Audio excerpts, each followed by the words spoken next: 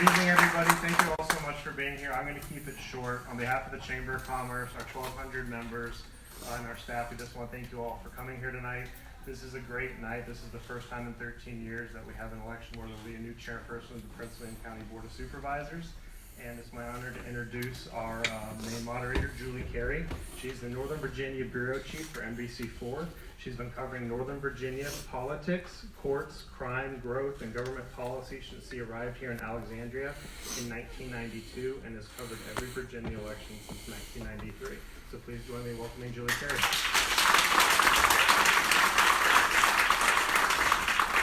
Well, good evening, everybody. Thanks for coming out tonight. I'm glad we are not competing with the Nationals playoffs game tonight. But if you're like me and you've been glued to every minute, then you feel a little bit like a zombie right now with all those late games. So I especially appreciate you coming and your attention. And I appreciate all the non-baseball fans being here tonight, too. I want to start by introducing my fellow panelists. Bruce Potter is a publisher of Inside Nova and the Chief Operating Officer of Rappahannock Media LLC, that is the owner of Inside Nova. He has nearly 35 years of experience in the local media business as a reporter, editor, and publisher. Alongside him is Curtis Porter. He is a lifelong Prince William County resident. He is the past president of the Prince William County NAACP, and he is the current chairman of the Prince William County Human Rights Commission. Now, before I introduce our candidates, I want to tell you a little bit about the ground rules for tonight. The candidates will each get 2 minutes for an opening statement. Then when we come to questions, candidates will get 1.5 minutes to answer each question. Now, because we have 4 candidates, we're not going to have a rebuttal for every question. We want to get through more questions that way. But the candidates will each have what we are calling 2 wild cards. That's an additional minute response they can use either in the form of rebuttal, or if they have not used it in that fashion or to expand on an answer, then they can bank that and use it in their closing statement. As moderator too, I also can exercise my discretion to ask follow-up questions at any time. And again, they get a 1-minute closing statement, and then if they're still holding those wild cards, they can add some time at the end to expand on the closing statement. Ross is keeping time. Panelist note, or our candidate's note, he's there. So for those 1:30 responses, keep your eye on him. He will show you a yellow card when you have 30 seconds remaining. And when you see that red sign, that is a hard stop. Don't make me use my mean moderator voice to stop anybody. So let us now meet the candidates, and you can take a moment right now to applaud. But when we get into the questions and answers, I just ask you if you can hold your applause until those closing statements. That way we can get through a lot more questions. So that would really help your candidate get through more material tonight. The candidates will be introduced in an order in which they drew their names, and we begin with John Gray. He is the Republican Party nominee. He is a self-employed CPA and a Marine veteran. Let's welcome John Gray.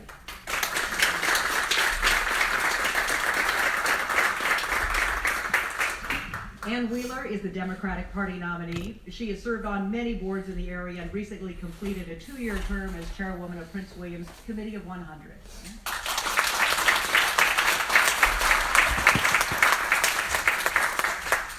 Munir Beg is an independent candidate and the founder and CEO of the technology company SysUSA.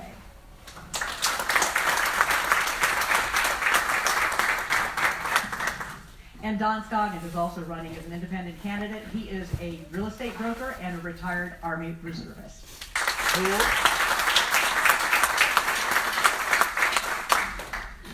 And we will turn next to our opening statements. And John Gray, you may go first with your 2-minute opening statement.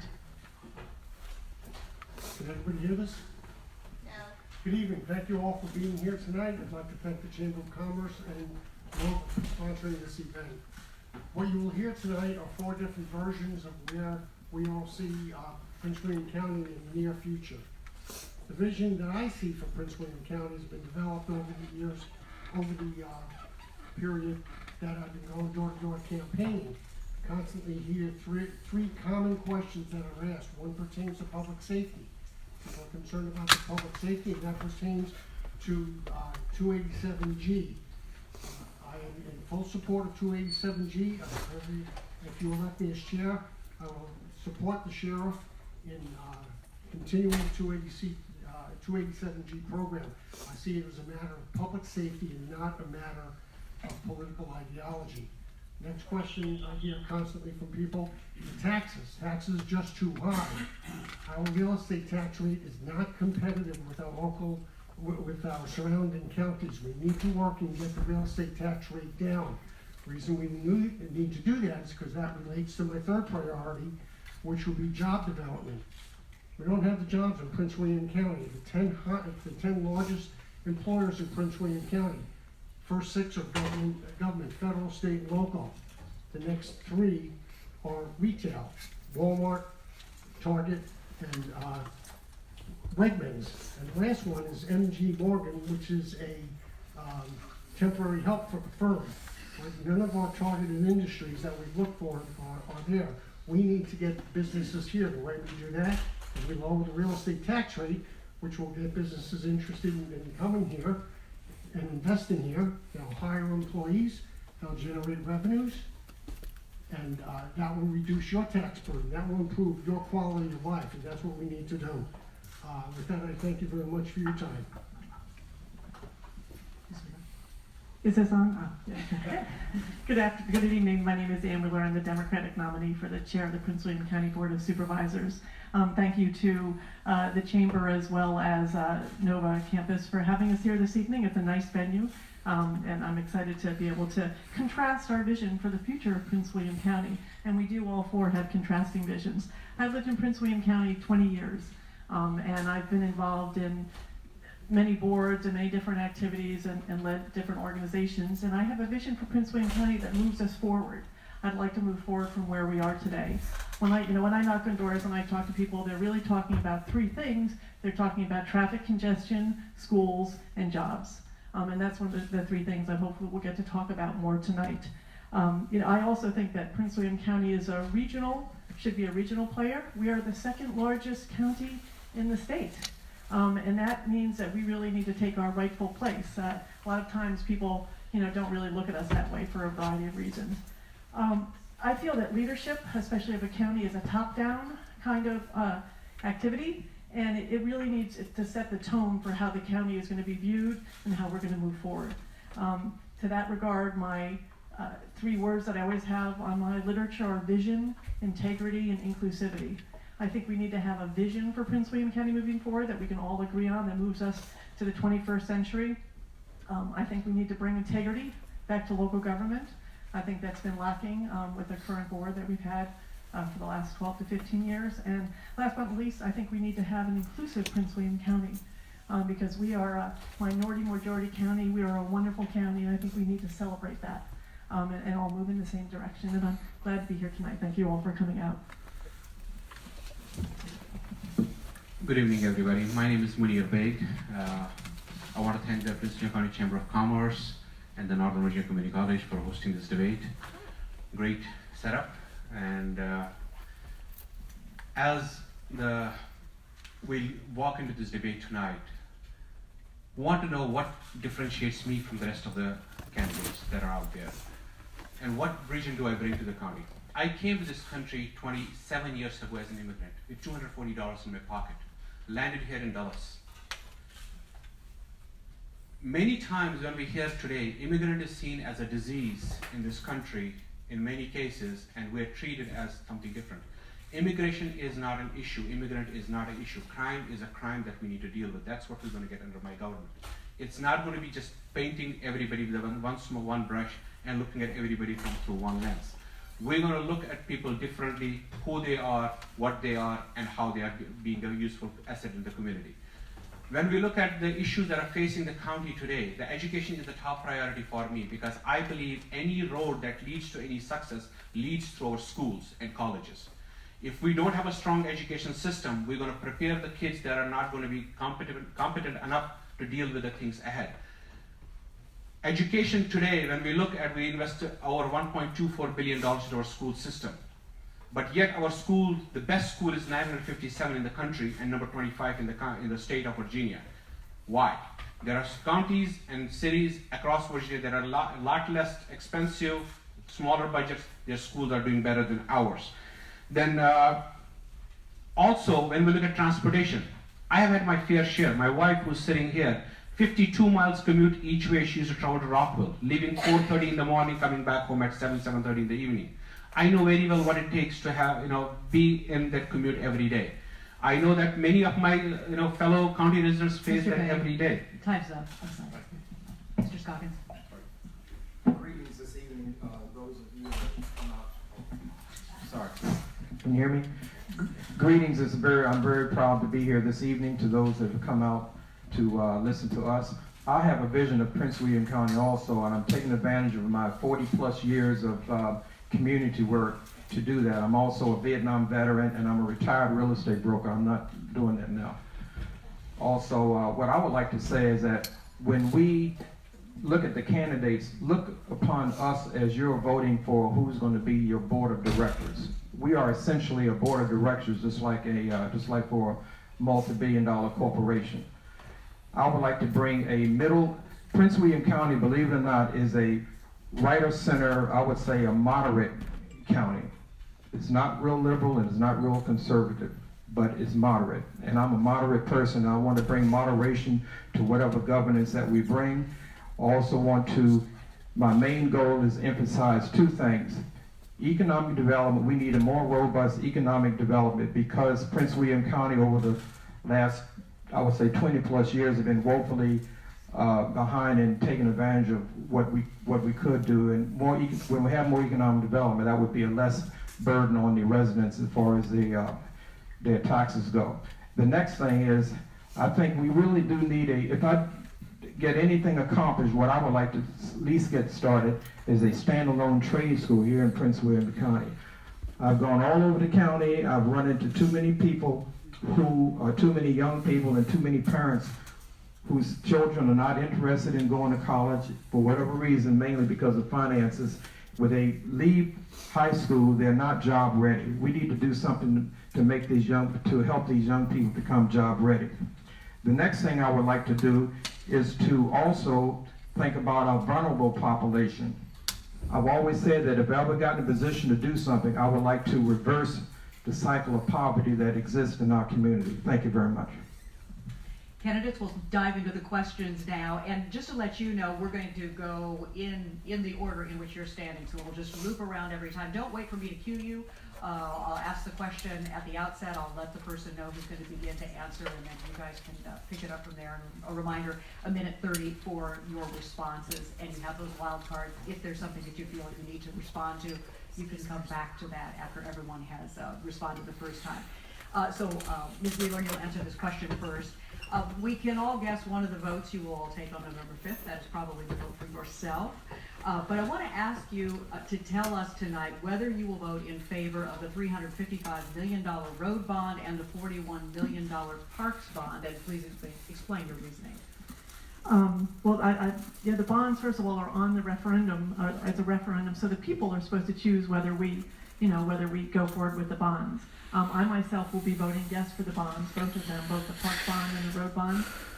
The road bond specifically, not necessarily that we can build our way out of some of our congestion issues. I think we need transit options like a blue line coming down to Woodbridge or expansion of the Vivian. But I think it's important to know that inside the road bond is $200 million, at least to begin to fixing Route 28. And as everyone knows, Route 28 is one of our most congested places in the county, if not Northern Virginia area. And so I support the road bond because I think the sooner we can start fixing Route 28, the better. I'd like to take that $200 million and just use at least some of it to leverage state and maybe even federal dollars to start fixing that intersection. Because congestion is something that weighs on our quality of life, and I think we need to address it and get traffic moving more. The parks bond, I like the parks bond. Parks bonds are about quality of life, about school children, about youth sports. There's $21 million in the parks bond for trails, connecting trails, making it more of a passive use area and doing different things throughout the county. And I think that it's an investment in our county, but I think it can only enhance the value of our county as I see it. So I support both the bonds. I would personally support both the bonds as well. I will vote for yes on both of them. My reasoning for voting both of them yes is, one is traffic is a nightmare in the county. We need alternate solutions within the county to move people around. 28 is one of the biggest arteries that kind of chokes everybody and connects all the districts across the county. We want to make sure that we look at the solutions that fit and actually help us reduce the traffic, not only help us reduce it, but also we're not creating more development nightmares around 28th Street. I will look at it more like a restrictive lane that allows basically traffic to move, but also restricts development around it so that we don't have in next 10 years or 15 years, we have developments happening on both sides of 28 again, and the bypass that's basically planned, and we have the same problem again down the road. Parks and trails, the quality of life that for us, for our kids, for our grandkids, open space, green space where people can go and enjoy. It will be a great place for kids from the schools and other places to kind of spend some time where the families can go and enjoy rather than kind of going to things where they might get into other stuff, going to the parks where they can enjoy with the friends and the family and have a good time. I want to support both of them so that we can enhance the quality of life in the county and create that space where we can always come together as a community. Thank you. Ditto to what Ann and Munir said in reference to the road bonds. I will be voting for the road bonds. I don't need to add to what the two just said. But as far as the Parks and Recreation, while I think it would be good to have, I think at this particular time we should wait until we do a more comprehensive evaluation of our land use policy, because we can have all the Parks and Recreation we want. Then we're going to be talking about where we're going to put the schools, because that's been an issue coming up with land for the new schools. Then we're going to be talking about how all this affects the rural crescent. So I think that what we need to do, Parks and Recreation is not, to me, is something we can wait on. It's not a dire it's not a dire need as the transportation bond is. I think we need to just do a little more study on the Parks and Recreation. Also, personally, always, if I'm going to deal with the bonds, I always like to do something that has a economic development component to it. Since when you float a bond, you have to be gives consideration of how you're going to pay for the debt services on it. And if we do the roads, I can go along with, but the Parks and Recreation, while it's good and while I think we should have it at a later date, but let's get our economic development in order first. Thank you very much. I will be voting no on both bonds. The biggest reason is I did not like the process in which the bonds were proposed. They first started out at $600 million. There was a huge outcry against that. And at the Board of Supervisors meeting where they determined the amount, they literally just negotiated back and forth, wound up with $355 million, threw it against the wall, and went to see if it stuck against the wall. The problem is you're going to be paying for those bonds. You have no idea what you're paying for. We know there's $200 million for Route 28. It's got to get fixed. We all know that. I think we all agree on that. We just don't know if that $200 million is the right figure. Is it too much or it's too little? They just picked $200 million. They haven't done a traffic study on it in years. Would anyone here, if you need an extension on your house, a $50,000 Florida room, would you invite a contractor in and he says, look, just give me $50,000. I don't need your plans. I don't need anything. I'll give you what you want. That's basically what they're telling us. Trust us, $200 million is fine. 85% of the $355 million benefits developers far more than it benefits you as the taxpayers, and you're going to be paying for it. I think we have to do a much better job in picking the projects and the roads that need to be done, and I think the next board should be doing that. Thank you. Good evening, and I'm delighted to hear that the microphones are working better than the last time we did this. This question will go to Mr. Bake first. The county planning staff about 2 weeks ago recommended a number of specific changes to the rural crescent. However, approval of those changes will be up to the new Board of Supervisors elected in November and taking office in January. Do you support the staff's recommended changes to the rural crescent? Why or why not? And if not, what changes, if any, would you support? I was at the meeting when that was presented. When we look at the PDR, TDR, and the clustering options that have been provided in there, I don't believe any one of them in itself is a solution. When we go for PDR, the question that comes to my mind is, where is the money for buying those rights? There is no money. And how do you evaluate the land that you're going to buy under the PDR? And if you're going to buy those rights, what happens to them? If you're not going to put them in the conservation, what happens to them? Because 20 years, 10 years from now, there could be a board that can rewrite that whole thing and vote to develop that land again. So similarly with TDR, when you're transferring the development rights to the east side, which is kind of already pretty congested. You know, you look at with the Route 1 expansion also, there's a lot of infrastructure being built on the east side, but there is a lot of houses. We have 30,000 units being planned for within the next 10 years going into the east side that are already in plan. Now if you put more in there, what's going to happen? Then again on the west side also, if you look at within the clustering, that putting the units within the rural crescent, what is the impact on the rural crescent? I think this has to happen we need to bring all the people on the table, all the groups to the table, and have a really thought out process. What is the long-term impact of anything that we're doing within the PDR, TDR, and how do we move together as a community, not as an east side, west side, and mid county? We have to move together as one Prince William and find a solution as a team. Okay, as far as the rural crescent goes, I am very much involved, very much familiar with land use. That's one of the big issues that I believe we should examine, because land use dictates your revenue. It's the revenue driver in your budget. As far as the rural crescent goes, I believe that needs to be more study, and also it should be done during a period that's not in a political season like we're in right now. I think it was rushed through a little bit. We should bring all the stakeholders together, those who have land in the rural crescent and want to sell but can't because of the restriction of the one house per 10 acres. Those people need to be in the room, and those who developers, I think we need to get everybody who has a stake in this to come to the table and just talk about it. I mean, it's not going to, we've been talking about it for 10 plus years, so it's not one or two more years later, it's not going to be that much of a big deal. But I do not want to see the rural crescent not preserved. I think it should be preserved. It's one of the gems of Prince William County that sets us apart of other jurisdictions here in Northern Virginia. Thank you. Would you mind repeating the question? The question is about the staff's recommendation, the planning staff's recommendations that were made a couple of weeks ago for the rural crescent, whether you support them, why or why not, and if not, what changes you might support, if any. I'm not a naysayer, but I don't support this plan either. For the same reason I don't support the bonds. It was the process in which it was done. We had 20 years notice that the rural crescent ordinance was going to expire, and we didn't do the proper planning on it. We didn't do the proper studying.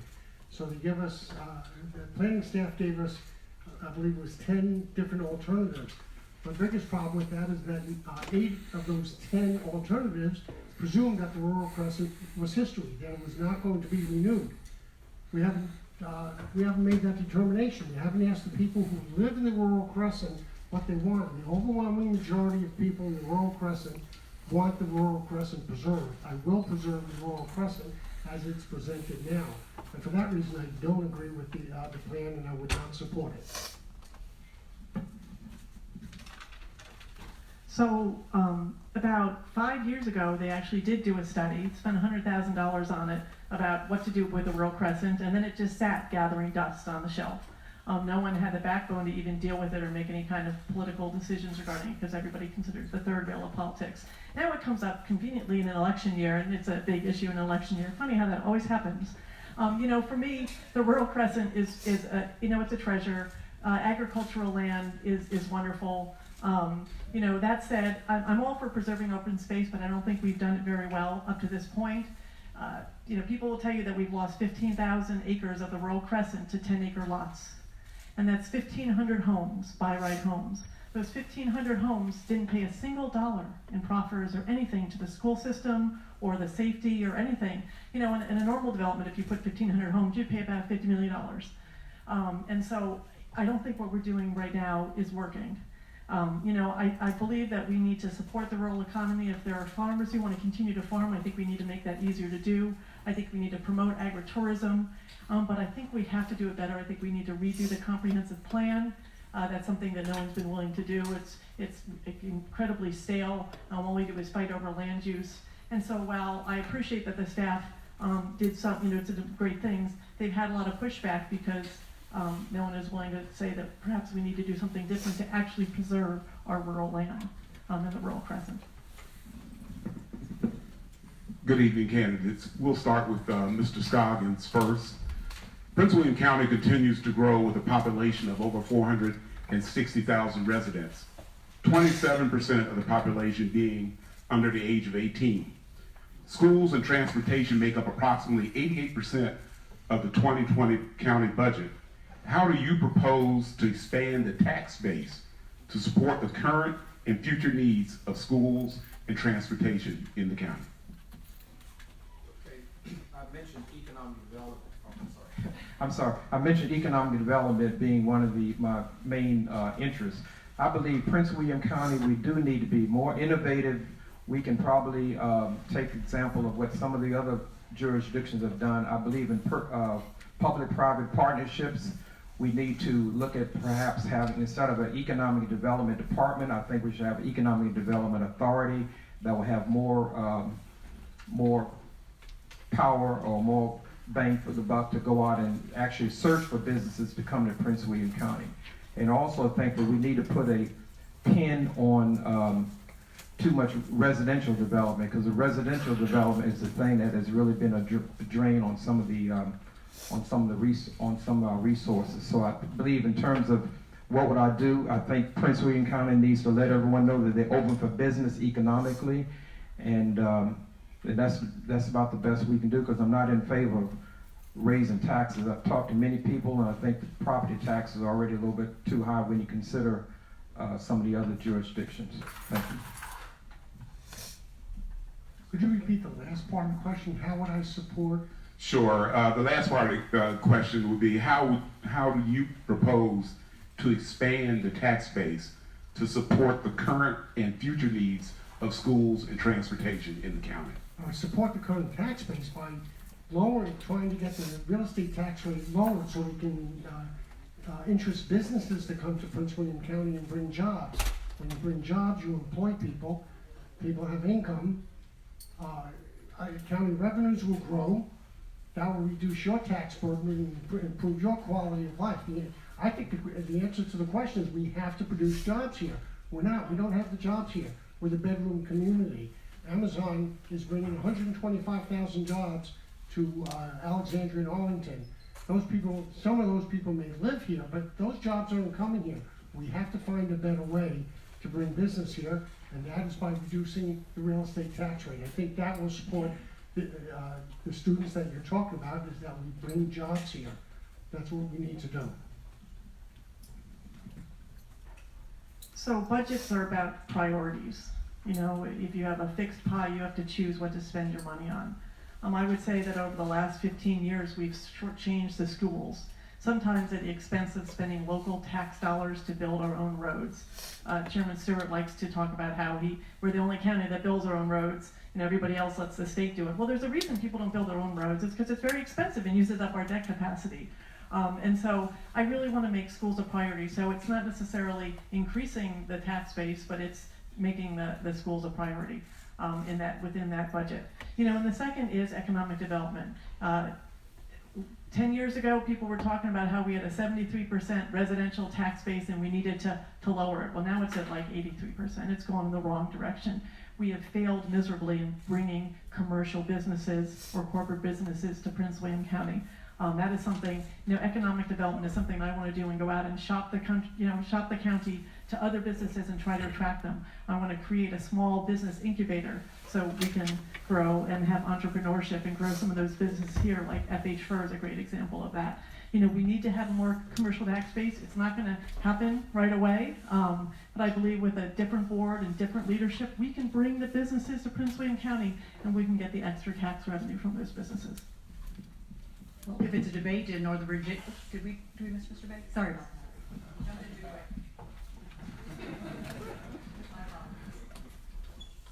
In Prince William County, one of the things, you know, being involved in the chamber as well, one of the things I mention all the time is when you talk to anybody in DC, Manassas, you get that look on your face, cow country. Because people out there still think that Manassas is something where there are farms, and yes, we are a farm country, but at the same time, we're becoming a tech hub. First and foremost, we need to market ourselves. We need to tell people who we are. We need to go out and advertise. Manassas, Prince William County is not just that good old farm boy country. There's a lot of technology in here. We have NOAA, we have GMU, that bring a lot of diversity. We have biotech education in both the campuses. We have a medical campus coming up from the GMU. That's a huge thing for for our community. We need to look at diversification of our investments into different things. Yes, we have residential tax base right now that has to change. Data centers, we are the lowest tax entity across in the region. We are 1/3 of what Loudoun is, and yet we are thinking of reducing more.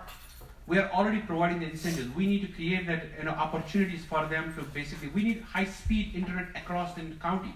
If we want to bring businesses here, we need to have high-speed internet in the county, which can actually attract business. Stafford went ahead. We are left behind. Why? Stafford invested in high speed that attracted businesses to Stafford, and they have grown much faster than we are. We need to go back and kind of redraw the map and do the internet first. So I think we were only a few minutes into this debate before transportation came up, which is only natural in Northern Virginia. So we're going to cover some other transportation questions right now. Mr. Gray, you'll answer this question first. If elected chairman, would you work to try to extend Metro to Prince William County, or do you think there's a better way to improve mass transit options? I'm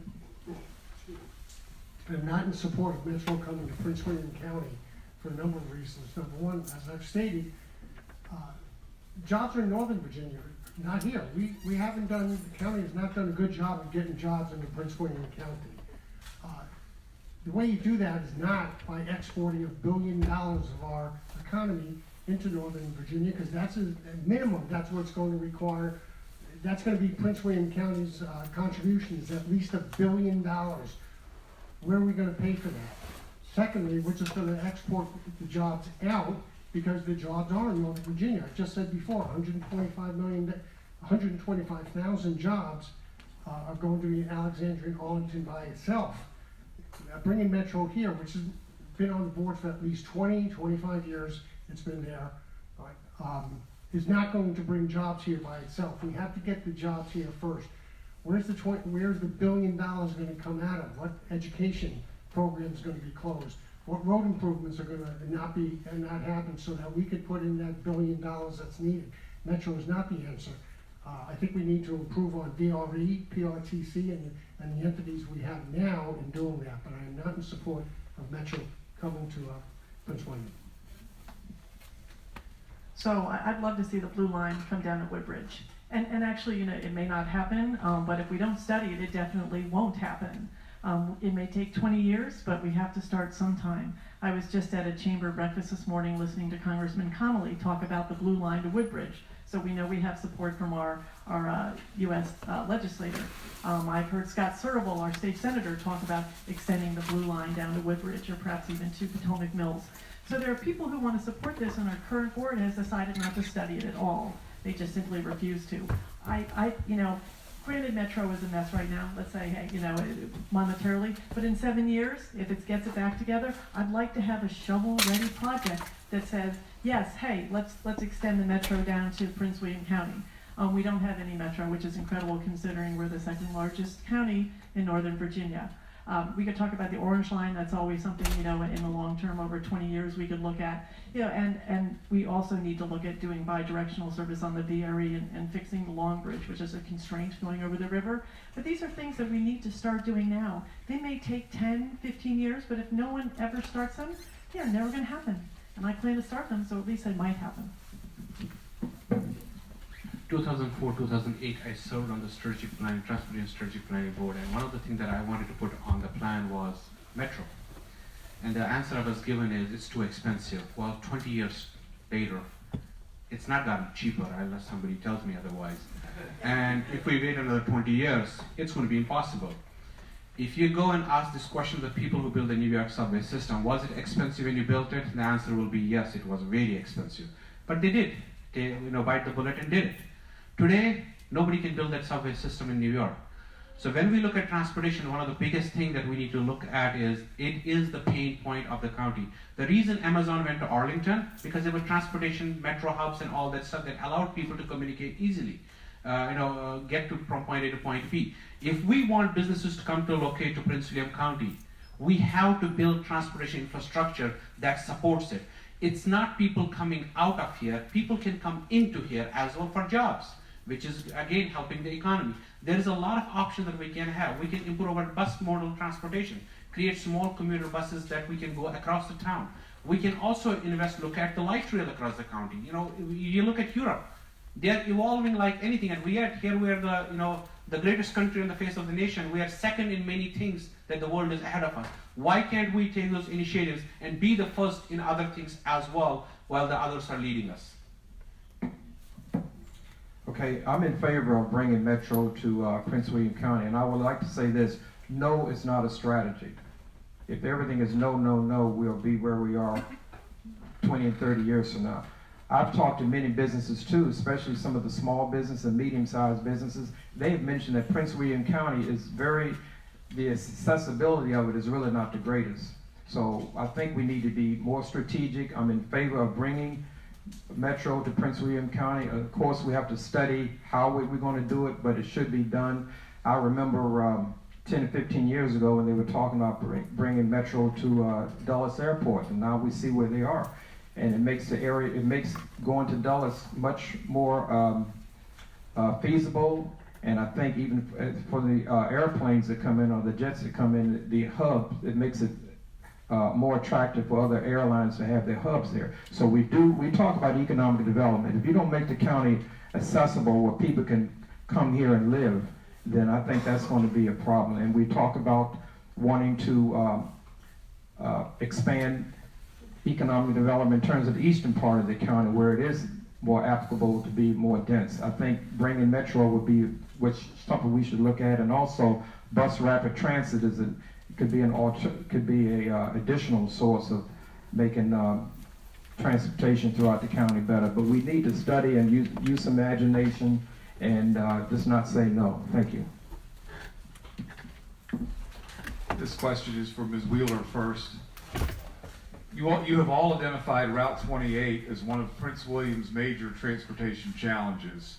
How would you as chairman ensure that this bottleneck is fixed once and for all? And if you do not support the transportation bond referendum, where would you find the money to do so? Well, I do support the bond referendum to fix Route 28, but the money in the bond referendum we're going to need more money than that to fix Route 28. This once again comes about advocating for the county across the state at a state level. We need the influence that says we need the dollars in Prince William County. There are certain things, the way they scale things, smart scale, that Prince William County, because of our density, doesn't score very well. And I think we need our state legislators, many of whom I know, to advocate at the state level for funding for certain things like 28. I personally like the idea of a bypass at 28 rather than fixing the road itself and widening. I don't know if anybody's been up and down it, but there are a lot of businesses. You would have to take a lot of businesses, and I think it would take a lot longer. The Route 28 bypass is already on the books. It's already been planned, and I think it's an easier way to go.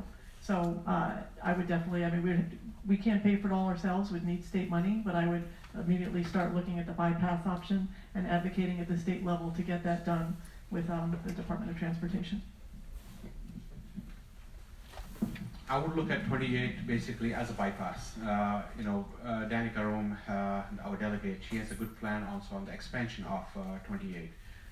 I am all for good options, but how feasible are they? That study has to happen fully, and as the study is happening on the bypass, if the bypass does become a reality and we get the Army Corps of Engineers to go ahead and to move forward, I would like to move ahead with the bypass, but also within the bypass, I would also want to look at the public transportation option. When we look at 66 being expanded or 95 being expanded, the state and we were able to find a lane in there. We were able to find 12 to 16 feet to expand 95 to 60. Why couldn't we use that same 12 to 16 feet to put a metro down there? When we want to put the right solutions, and here we are traveling to DC every day paying $20 to $30 each way. Well, the question I have for the citizens in the Northern Virginia or in the country, if I was asked to pay 1% more in taxes, which might pay $2,000 a year, but now I'm paying $20 on a day, which is almost $400 to $500 a month I'm paying on tolls, almost $5,000 a year. And I could have had the metro come to DC, come to Prince William County, and a better solution. Creativity, innovation is going to be the key for next board. And we need to have a leader who can think outside the box, innovative solutions that can lead us into the 21st century, not doing the good old thing and expecting different results. Thank you. Okay, the question was Route 28, and we already discussed the other about Metro. I'm in favor of, you said that if, you asked the question as if we were against the transportation bond. I'm in favor of the transportation bond because it does address the Route 28. In addition to that, I also believe we should have a bypass because as soon as you expand or fix Route 28, it's still not going to be a perfect solution. So I think the bypass is something we should consider at the same time while we're dealing with the improving Route 28. And also believe we should look more at bus rapid transit because there are quite a few people that go from Prince William County up into Fairfax to the airport and et cetera. So I think that's another something we could look at and maybe have a transportation hub someplace in either Old Town, Manassas, or I would think Old Town Manassas would be a good place to have a transportation hub that goes directly to Dulles Airport. We can have a bus. You can have you can have parking in that particular area too. Something you didn't mention that I want to just tie into right quick, if I have a little bit of a minute. I'm not in favor of building commuter lots every place. I think we should probably look at some commuter garages because at the Horner Road there's a proposal to build another commuter lot. I can see that's very expensive land right off at 20, right off at 95. That could be developed into some. We can do some economic development there in addition to the parking. Thank you. So I'm going to ask you to repeat the question again. How would you, as chairman, ensure that Route 28 is fixed once and for all? And you said you do not support the transportation bond referendum, so where would the money come from? I'm not supporting this current transportation bond issue. I'm all in favor of improving roads and building roads, but not this particular bond referendum because of the process in which it was done. We absolutely have to fix 28. We know that, right? But again, half of this, the new board, at least half that we know of, going to be new supervisors. Like, they're going to have to restudy the whole thing all over again. Again, they haven't done TIA, traffic impact analysis, in at least 7 years. We don't really know who's using that road. We don't know the components of who's going to help pay for the road. How much is the state going to put in? How much is the federal government? How much is the Northern Virginia Transportation Authority? There's just too many questions to be answered in order to know how that road's going to be fixed. Another significant question is it only the bypass and just widening 28? The most expensive part of 28 is buying the land that we're going to have to take from there.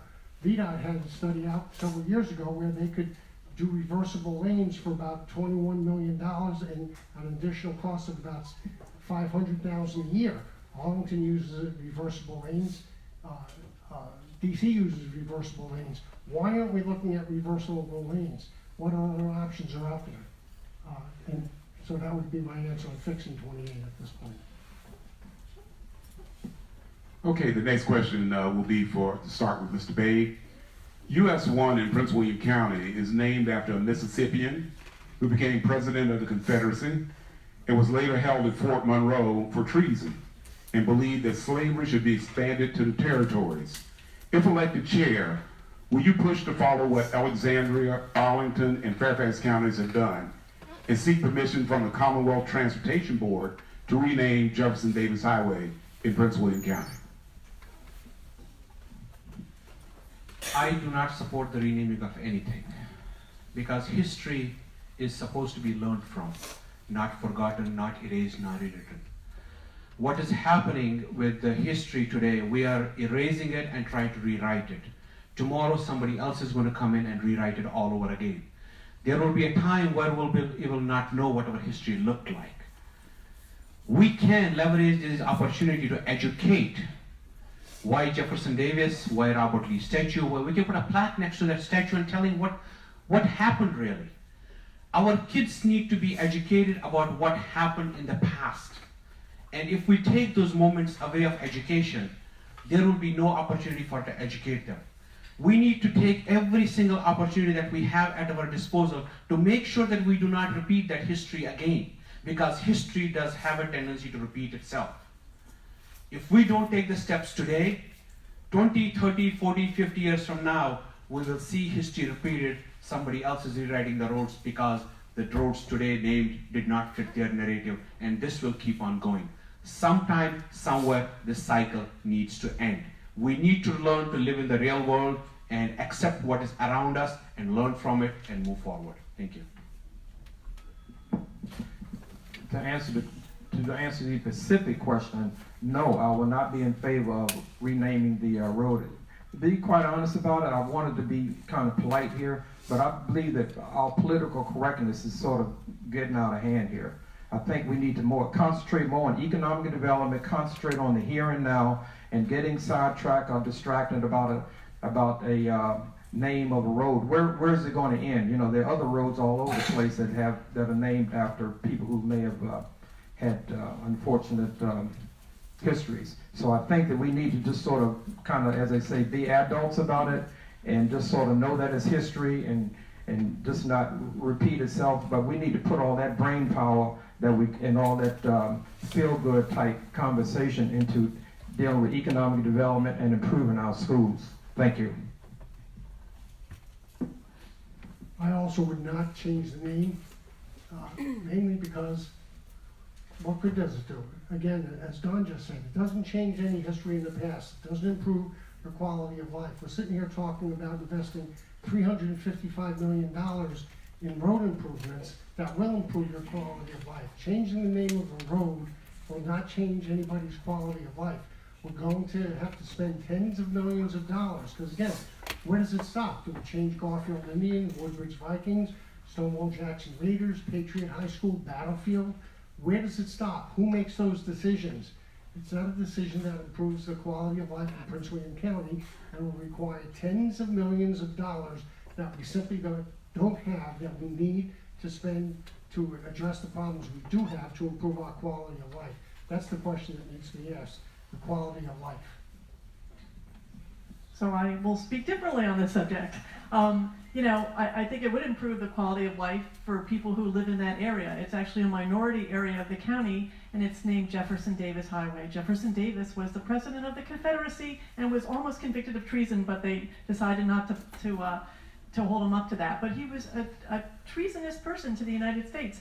The roads names came in the 1920s when the DAR, the women of the Confederate soldiers were helping build the roads in the South, and they named it that to honor, their Southern heritage, because it wasn't meant to be a nice thing. The places next to us have changed the road. I can't believe it would cost tens of millions of dollars, but we can always study that. This is a simple thing that we could do. I understand political correctness, but a lot of people find the name of that road offensive, and I think we need to honor that. It's not about erasing history. Roads are there to honor people. That's why we have Kathleen Seafeld Highway and some other ones. It's not meant to hold on to someone who really wanted to be a treasonous person to the United States, and I have no problem changing the name of that road. Mr. Scoggins, the next question will begin with you. We often hear people in the business community express concern about whether higher education is turning out graduates ready to step into job shortage areas. How well do you think Prince William County is working with Northern Virginia Community College and George Mason to coordinate education and certification programs with demands in the business community? I think NOVA's doing a great job working with the school system, but I think we can do better than that. There are many young people that are not attending NOVA that need to be looked at also. I think we need, that's why I said earlier about the trade vo-tech schools. If we can develop a curriculum, an effective curriculum in the 10th, 11th, 12th grade for young people that are not going to high school, they're not going to, not even going to a community college. So I think we need to look at those individuals, and you can make a decent salary without a college education, almost as much as you can with a college education. So I think that we shouldn't give that area a short shift. But to answer your question, I think we're doing a good job, but we can always do better or do more. Thank you.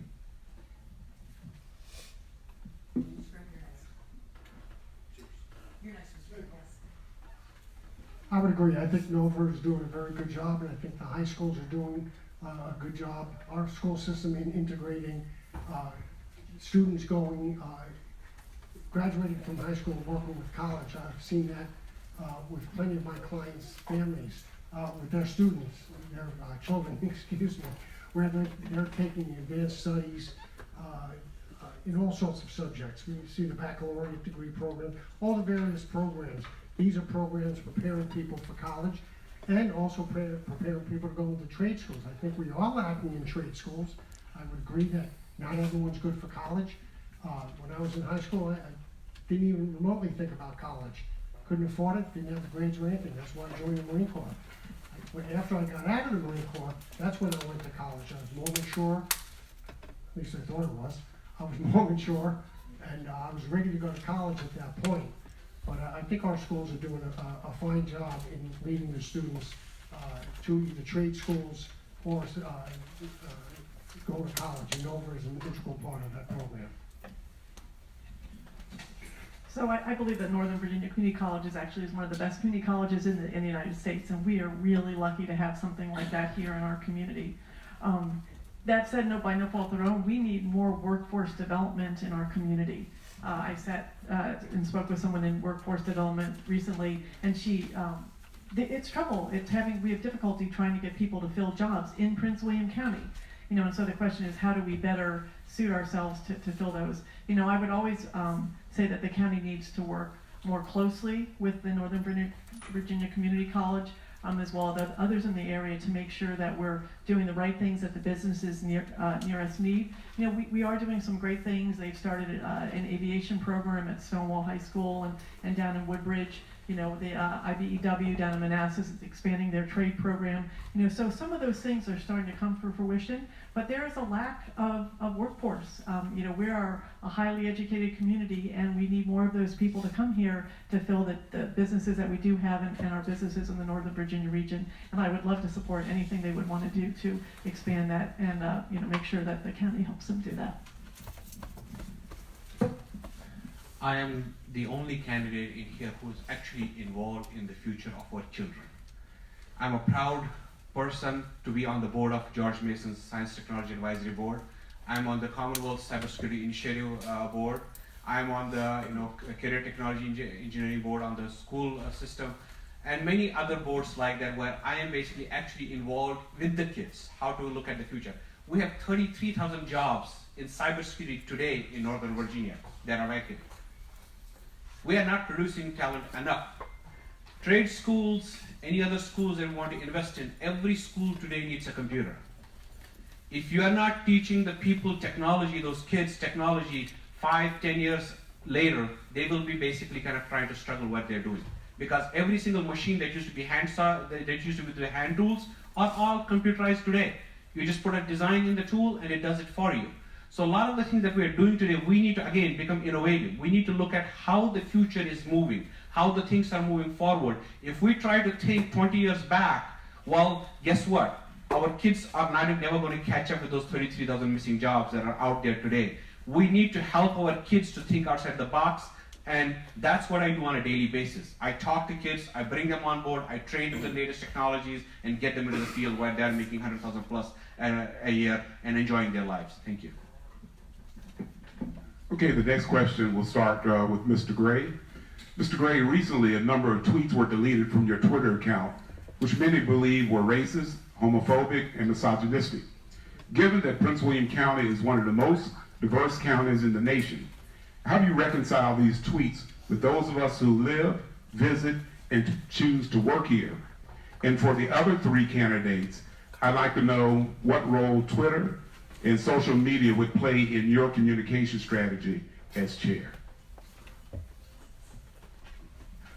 I have issued a sincere apology for those retweets. Most of those were retweets done in 15 and 16.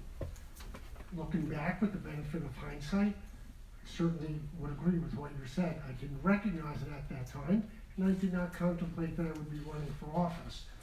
I didn't delete some of the tweets, I deleted all of the tweets. I didn't do it in a hidden fashion. They were sitting out there since 15 and 16.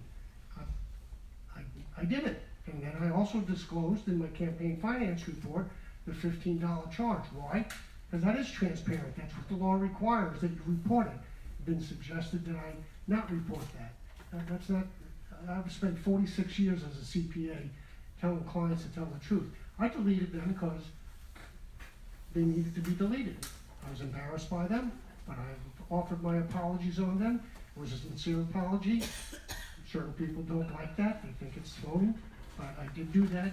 All right, I take full ownership of them, and I don't know what more I could offer except that I have offered my apologies on that. They were in poor, some of them were in poor taste, there's no question.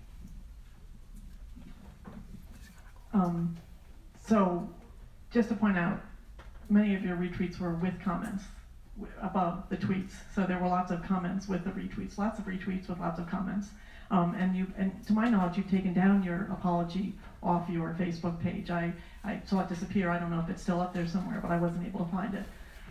You know, social media today is difficult, but I also know that social media is a way we reach a whole new generation of you know, the people who don't ever pick up a newspaper, don't ever turn on a TV, they stream TV shows. And so the question is, how do you reach all of your constituents? And I think that we're gonna need a strategy from a social media standpoint that reaches across all the different mediums. You know, whether that be paper, email, Facebook, Twitter, some other things that the county could use to reach out to these people. I don't think it's going to go away. Electronic communication is the wave of the future. The question is today, how do we actually be relevant? You know, I don't know about anybody else here, but I get 100 emails a day in my inbox, and you know, it's hard to sort through, and most of them I just ignore. And so, you know, I know that the county's actually already doing things like I get alerts on my phone about all the roads that are always closed. Does anybody else get those? The roads are always closed. I'm like, wow, a lot of road closures around Prince William County. And I think we need to figure out exactly how we're going to reach the people, especially with emergency services going forward. I would love to be in your shoes, and for having 100 emails a day, I get over 1,000 a day. So, but I have learned to deal with it.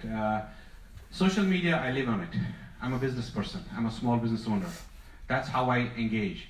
You know, I have over 6,000 followers on LinkedIn, and from all over the world. I have over 3,000 followers in Facebook. That's how I communicate to my people, to my customers, to my, you know, everybody that I need to talk to. But what has happened with Mr. Gray's tweets, one of the things that I look at is, there was a mistake, there was apology, but now that's being tossed up in the air to create more dirt, to garner some support. That is wrong. If Mr. Gray did something, it hurt some families, going back and trying to hurt his family as a retaliation to gain some votes is not the right strategy. It's wrong, it's wrong, it's wrong. We need to be as leaders above all of this. We cannot be leaders and act as dirty and start throwing dirt at each other. Leaders lead by example. Leaders don't lead by criticizing others. If you have nothing else to offer, just the dirt on somebody else, then I doubt your leadership. Leaders need to stand up on their own feet and prove to the rest of them that you can follow me because I am the leader and I can lead with integrity, honesty, and trust. Thank you. Well, that's an easy question for me because I don't deal with Twitter. Twitter, is that what it's called? Twitter?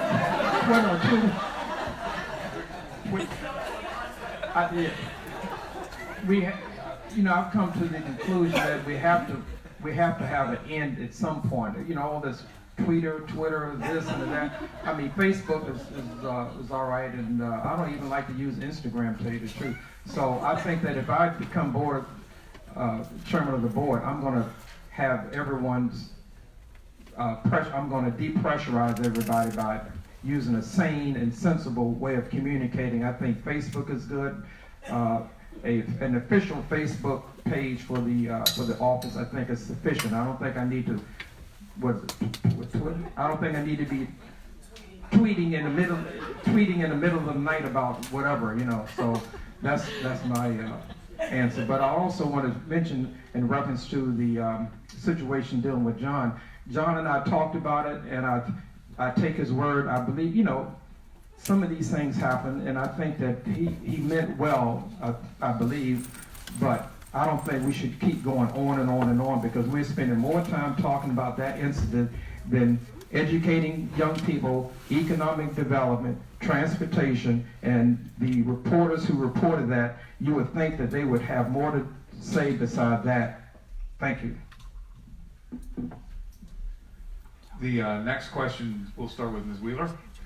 The current chairman of the Prince William Board likes to say that he was Donald Trump before Trump was Trump.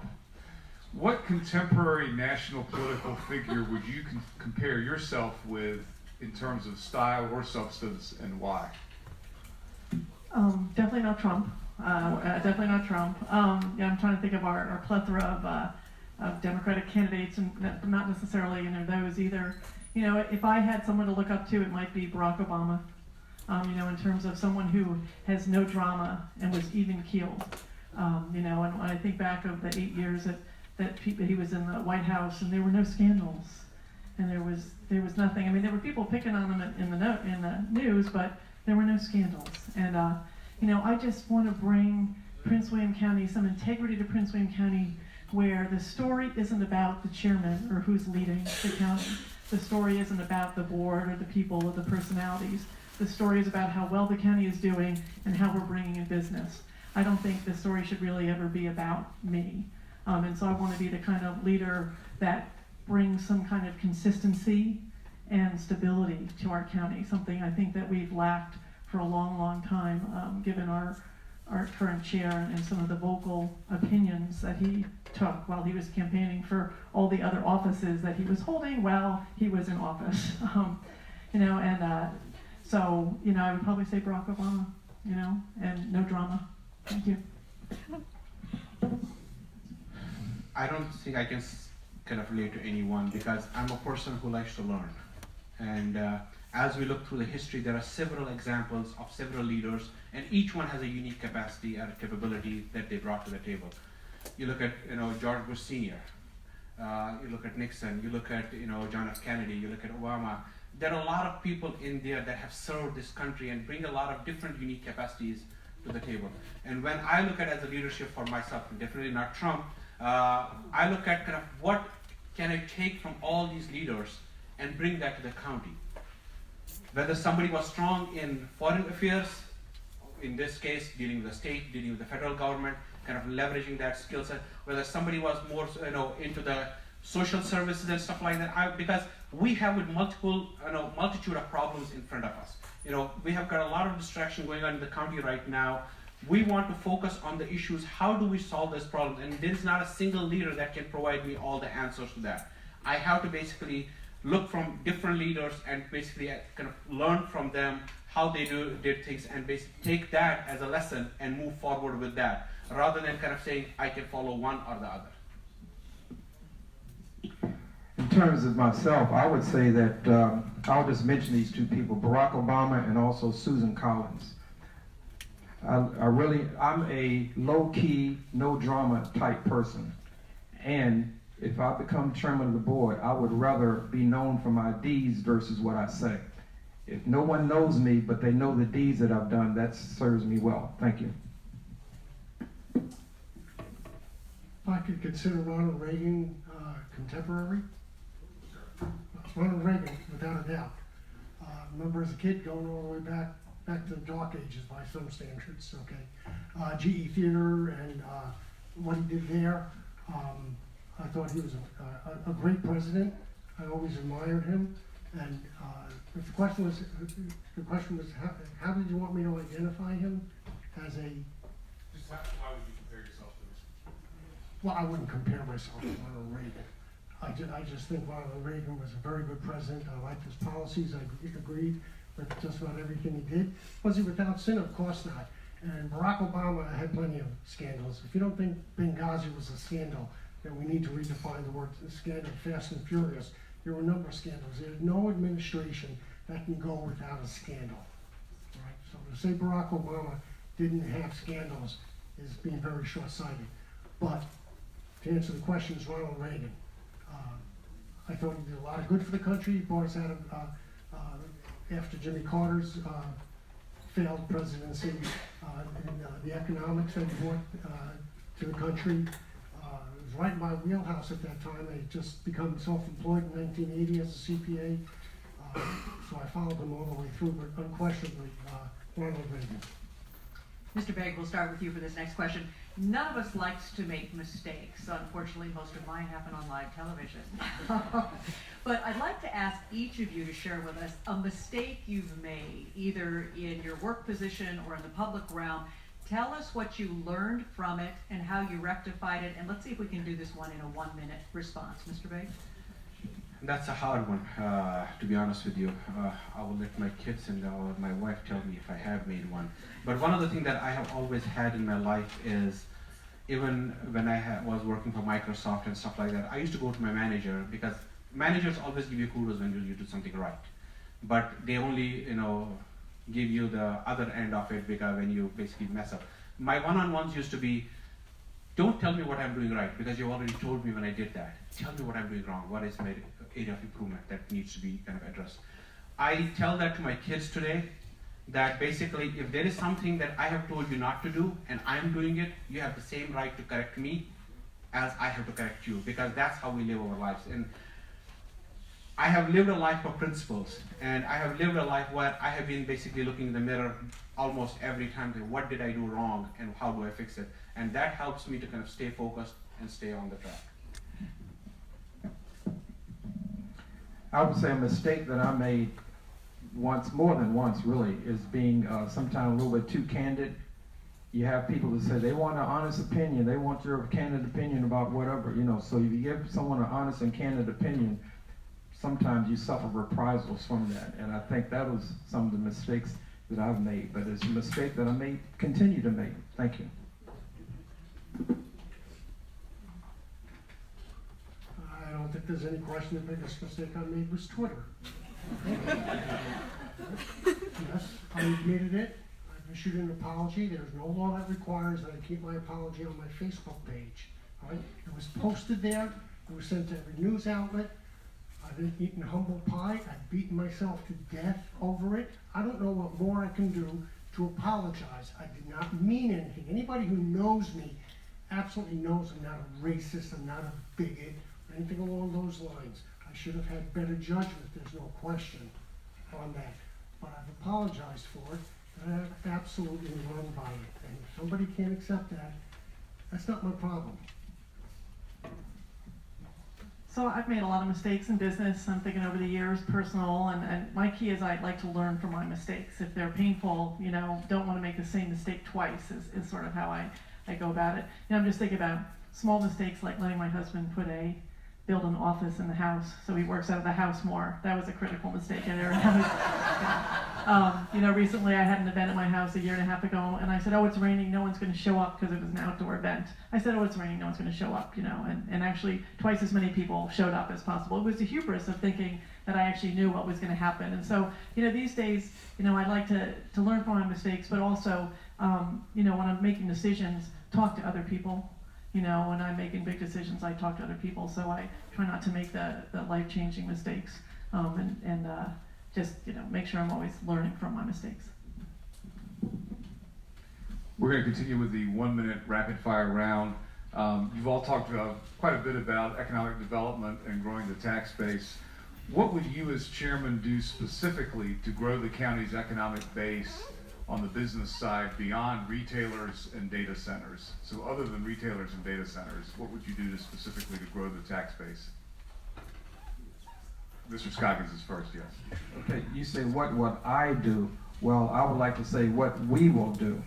I think that I is a small word, What I would do is, or what we would do is, we would like to create, we should create an economic development authority that will have the jurisdiction or have the, I would say the authority or the power to go out and actually drum up business for the county.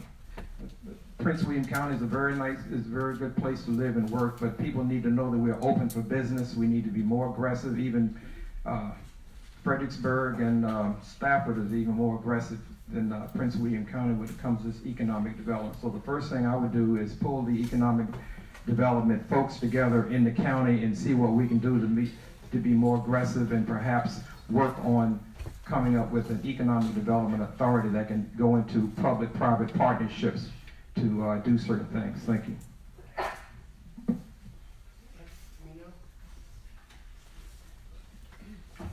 Don, you and I have known each other for 25 years. We work together in business, Chamber of Commerce and stuff, so I say this with politeness and all that stuff. We already have an economic development authority. No, Okay? it's the Well, no, the Department of Economic Development. Department of Economic Okay. Development, not an Right, that does have an economic development authority, we have an industrial development authority. I think we have to redirect that. We have targeted industries that the county's been looking at and bringing a lot of that here, but they're not in our top 10 of our the businesses that we have here. So I think there has to be a re-gearing of what the Economic Development Authority is looking at and what kind of businesses we want to bring here. Because as I've been saying this whole evening and every other one, we need to get jobs, jobs, jobs.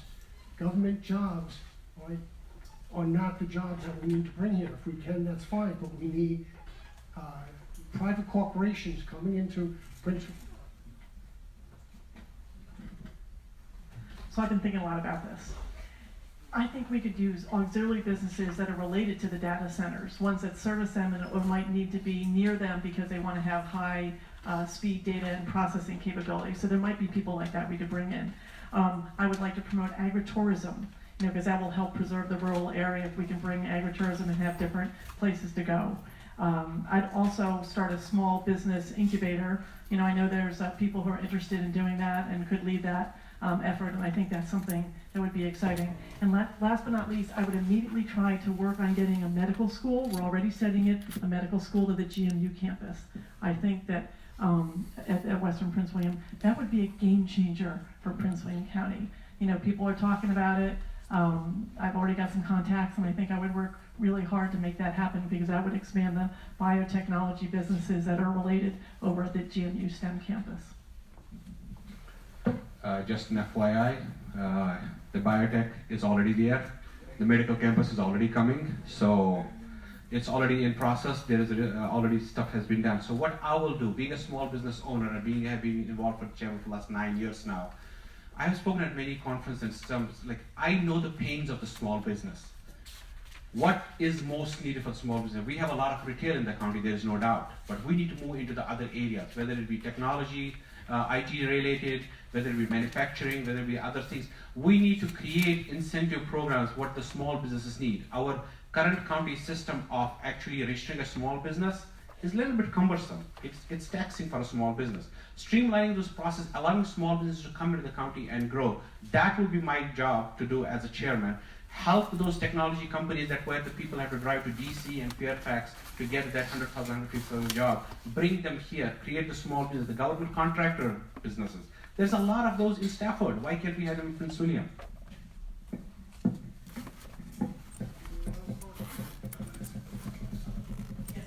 Do wild card now? Okay. Questions about economic development other than data centers, right? Yes. Okay. I just don't talk the talk, I walk the walk. 16 years ago, Tim, Sean Connaughton pulled 5 people together, and I was one of those 5 and gave us a directive, form the community health center. None of us knew what the community health center was. It took us 3 years to pull this community health center together. And the sole remaining founder still serving on that board, and it's one of my pride and joys, it really is. Right? We serve approximately 47,000 citizens in Prince William County. Right? We have 140 employees, generate $14 million in revenues, none of that with county tax dollars. So I've been part of that for the last 16 years, and I'm very proud of it. So I've helped to create economic development in Prince William County, and we have 3 locations. Community Health Center provides health services to people who are underserved medically and those who do not have health insurance. I'm very proud of the Community Health Center. Okay, continuing on. Real quick, we have an economic development department that's different than the economic development authority that would have the rights, so to speak, to even float revenue bonds to do some of the larger finance things that need to be dealt with to make Prince William County more robust economic development. So those are two different things. The Economic Development Department could deal with small business and some of the certain things that are related to businesses under a certain dollar amount, but the Economic Development Authority would could deal with public-private partnerships. I've always looked at the PRTC lot, which to me is dead revenue over there because it's not bringing in anything. That could be a perfect place for a convention conference center, and that could just open up that particular area right off of 95. So we need to look at some of the big things and not just sort of be tinkering around the edges that has been done for too long in the county. Thank you. Okay, Mr. Scoggins, we'll start with you. I'm sorry. Okay. Mr. Gray? Okay, we'll start with you. Prince William is one of two jurisdictions in Virginia that maintain 287G agreements with immigration and customs enforcement.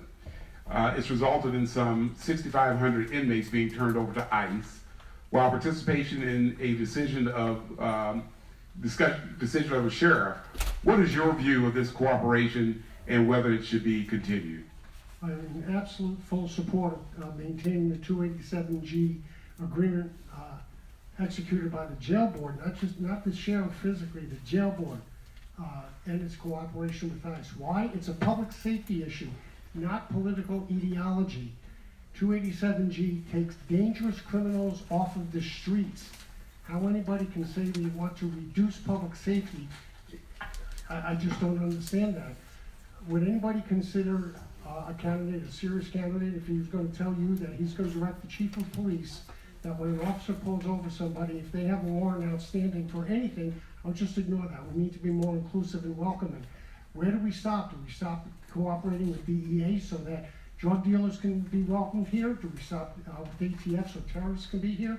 It's the same question. I believe it's a matter of absolute public safety. It's not a political ideology, and I absolutely would continue that program. So just to be clear, I don't want to bring criminals to the county. I'm not going to put out a sign that says welcome criminals. That's been floated. The 287G program, whether we have it or not doesn't mean that we don't lock up serious criminals who have serious offenses. We are one of two counties in the state that has a 287G program. Fairfax next door doesn't have one, Loudoun doesn't, but Fairfax is one of the safest counties in the United States. So to equate 287G program with public safety is not necessarily a good correlation.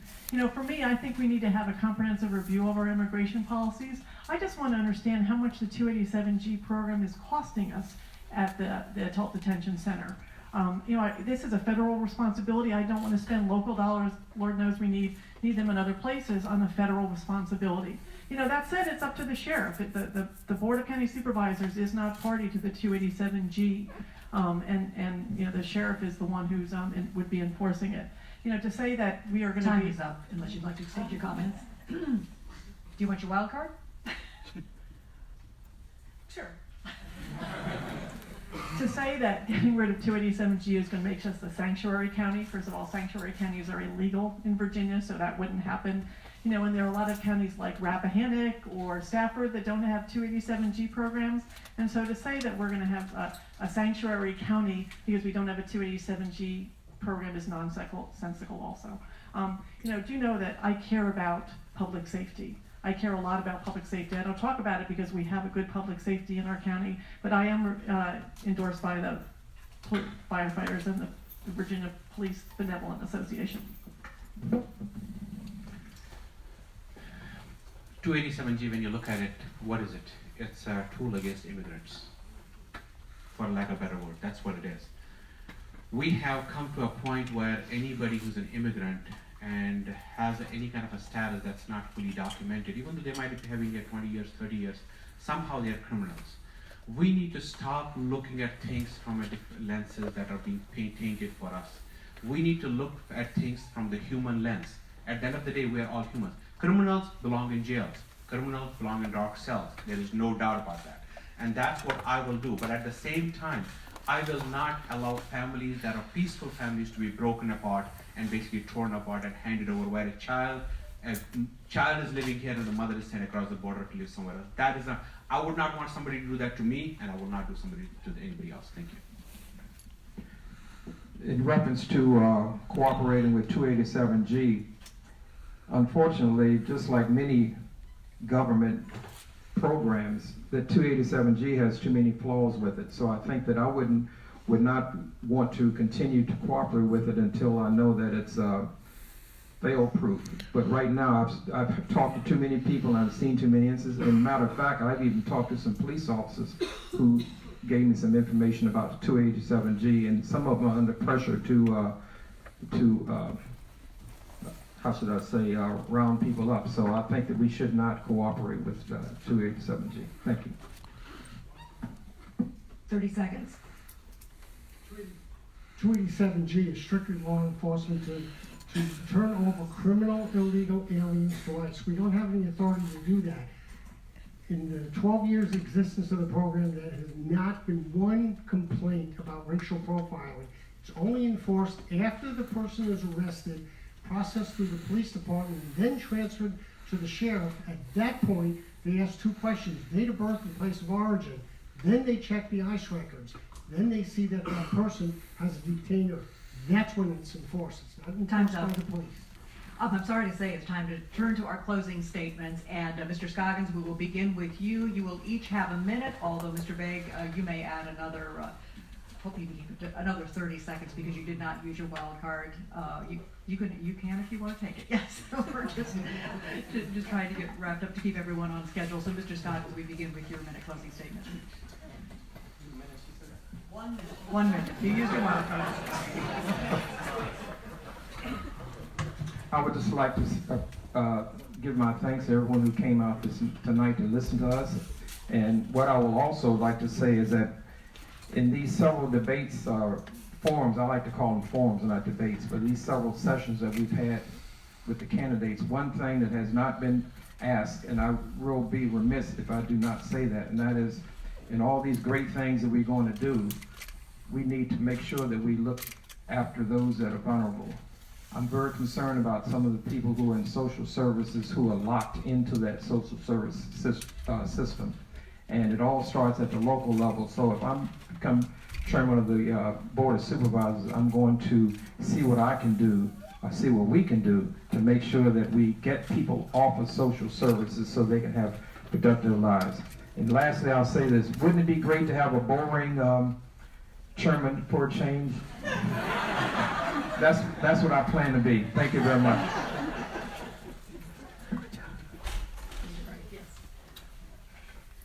When I started, I said that you would see 4 different visions, and I think you'll see that. My visions, again, are 3 things. Public safety. I will enforce 287G. It is absolutely a public safety issue. Number 2, we have to reduce taxes. We need to reduce taxes to get jobs into Prince William County. Get jobs into Prince William County, people won't be commuting out of the county, and we can help reduce congestion. It's not going to happen overnight. It's not going to happen over 4 years. But we at least have to stop that. I will absolutely support and preserve the rural crescent because that's what the ordinance has now. Right? If we don't, it's going to cost a couple of $100 million just to get it started. Guess who's going to pay that? You're going to pay for that. Not developers. You're going to pay for it. So those are my 4 stances, 4 positions. On those 4 positions, I believe we can lead Prince William County into a brighter and more prosperous future. Thank you. Thanks for everyone for coming out tonight. You know, I'm excited about the future of Prince William County. I think we have a lot of potential. And know that when you go in that ballot box on November 5th, or early if you do, there's lots of early voting, put that plug in. You know, it's a real, we're at a crossroads. And the question is, where do you want to go in the future for the next 4, 8, 12 years in the county? There are real differences and real choices in front of you. I'd like to think that I offer a good one. I care about the schools. I think we need to focus on them. We need to focus on our transportation and our transit, and we need to focus on economic development. I am ready to do all 3 of those things, and I'm excited about it. I'm excited about going out and selling Prince William County to the rest of the state, the rest of the nation. We are a great county, and it's time that we stood up and took that place. You know, we are the 2nd largest county in the state, and it's time we we became a regional player. And I believe we can do that with the right leadership in place, working together, vision, integrity, and inclusivity. First of all, thank you, Northern Virginia Community College and Prince William Chamber of Commerce for hosting this. Thank you, Amanda, for doing this. And Democrats will have you believe that vote only Democrat. If you don't vote Democrat, it will be a vote against. Republicans will have you believe it will be simply the vote against. We have been trained to vote red or blue, but yet 43% of the country, as per Pew Research, says we are independent, and almost 60 to 70% of Northern Virginia says they are independent. Why are we scared to vote independent? We have the power that's above red and blue. Let's go purple this November. Let's vote purple and make the difference. We can bring the leadership that's innovative. When we vote for the parties, we're voting for the special interests behind them.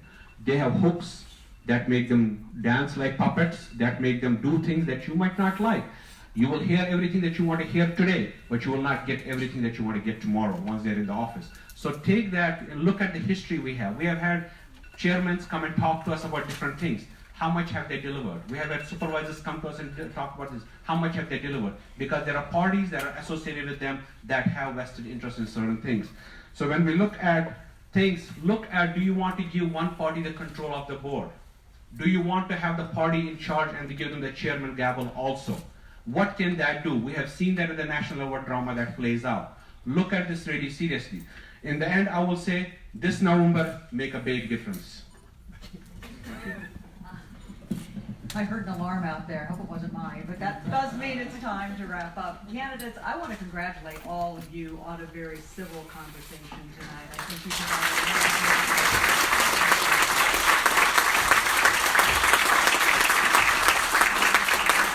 I also want to say I have done many debates. This is the first time the audience has cooperated with my request to hold applause.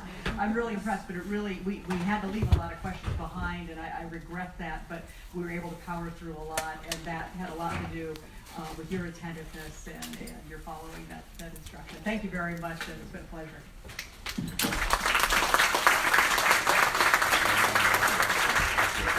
Good evening, my name is Ramunda Young. I'm Campus and Community Relations here at Nova Manassas, and I too want to thank our moderators, the Prince William Chamber for coming and having an idea and you all executing on it. Thank you. And then one last, I want to say thank you to Mandy Levry back here with the camera. All of this niceties that she put together on my team made us look superb, so I appreciate you. Everyone have a great night, and candidates, thank you.